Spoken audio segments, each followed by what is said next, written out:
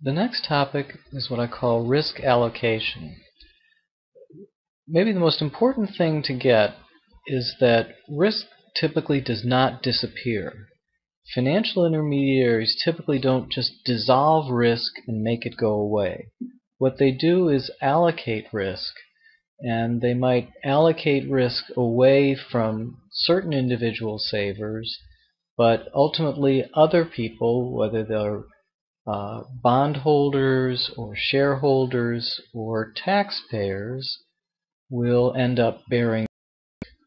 So they're mostly in the business of risk allocation. They can dissolve risk or dissolve some risk through diversification. So,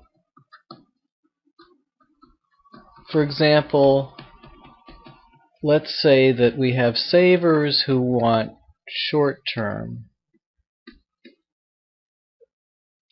assets. Ideally they can withdraw their money at any time, but not every saver wants their money now, or money at any one time. Then if you're a bank with a diversified set of savers, you can invest in long-term assets, maybe not 30-year assets, maybe 5-year assets, whatever, and issue short-term liabilities and count on this, not every saver coming in to your bank and asking for withdrawal at the same time. So you provide, by having a diversified group of savers, not every saver wants the money at the same time, you can acquire long-term assets, back them by short-term liabilities, and thereby almost achieve a sort of a magic of making the term risk or the liquidity risk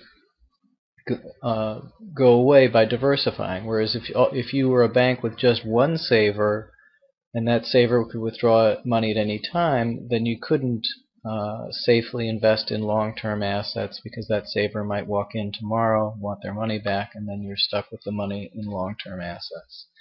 So there's a little bit of diversification that you get from having many savers funding at the same time.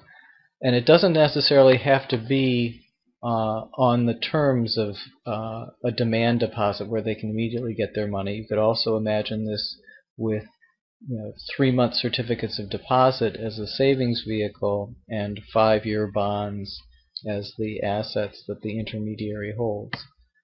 So you get some advantage of diversification on liquidity risk.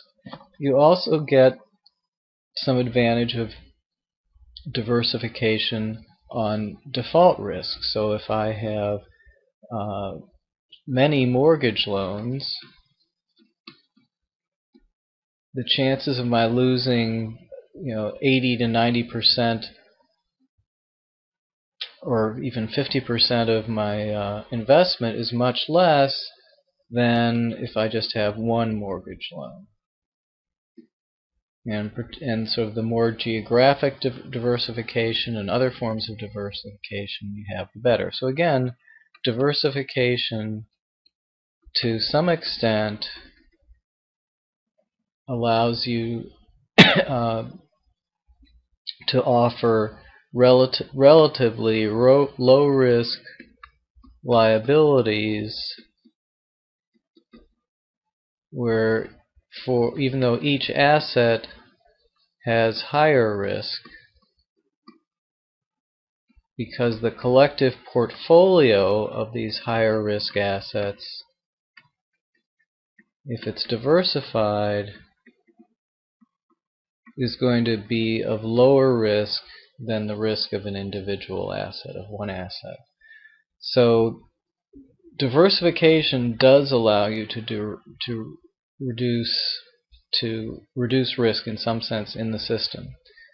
But once you get beyond the ability to reduce risk by diversification, all you're doing is reallocating risk. So if the term risk in this mortgage, remember we have this weird 30-year completely flexible term, and let's say I offer a 10-year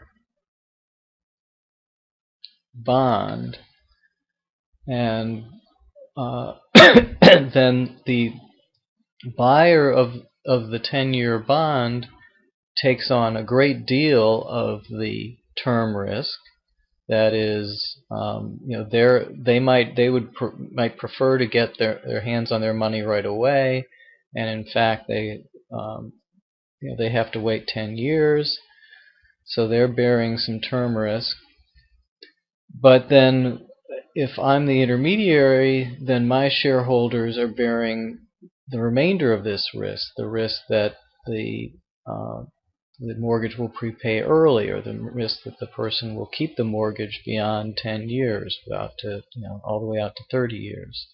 So this term risk can get reallocated by issuing a 10-year bond. It doesn't go away. So kind of a naive and idealistic way of thinking about financial intermediation is that they find people who are willing to bear the risk, that they find better allocations of risk by finding who is willing to actually bear the risk.